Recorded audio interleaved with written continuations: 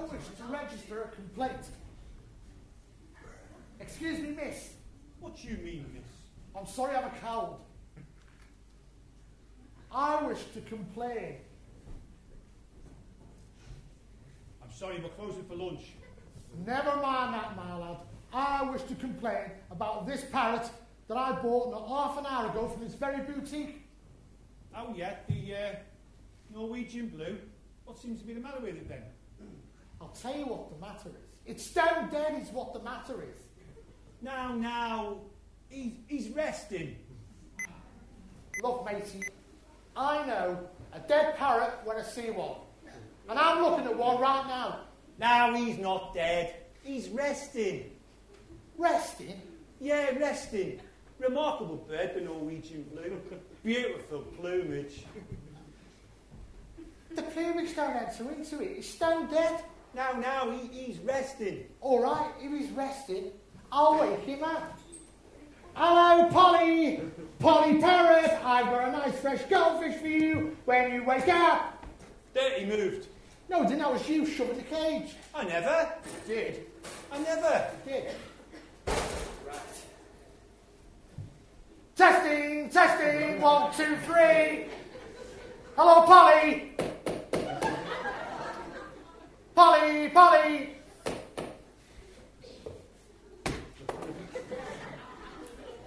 Now that's what I call a dead parrot. Now, he stand. Stand?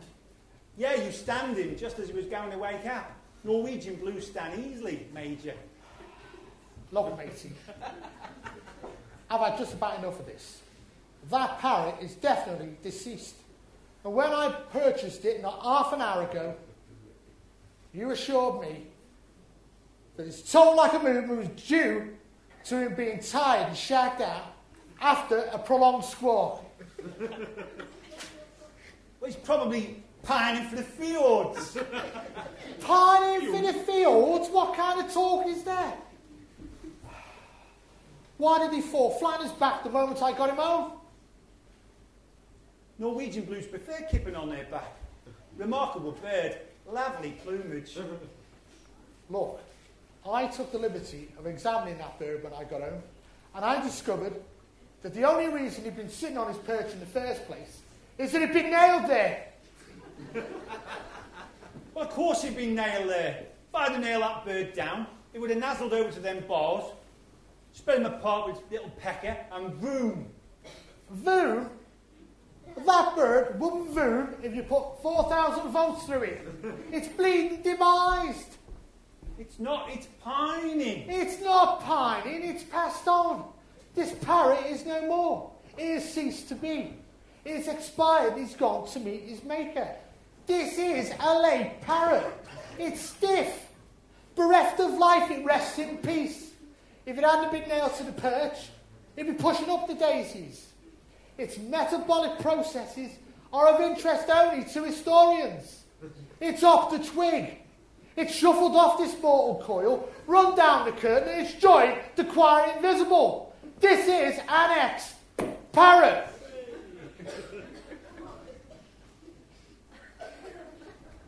Do you want me to replace it then? If you want anything doing in this country, you've got to complain till you're blue in the face.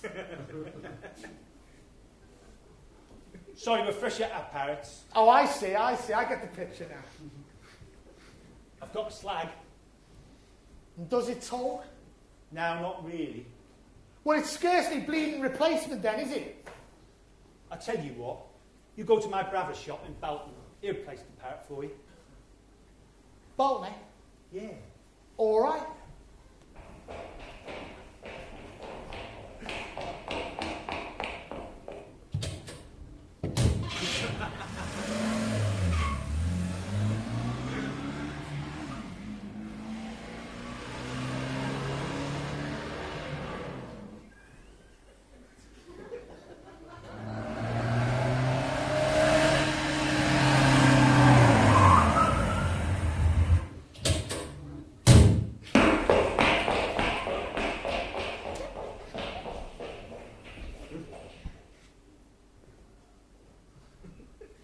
This is Bolton.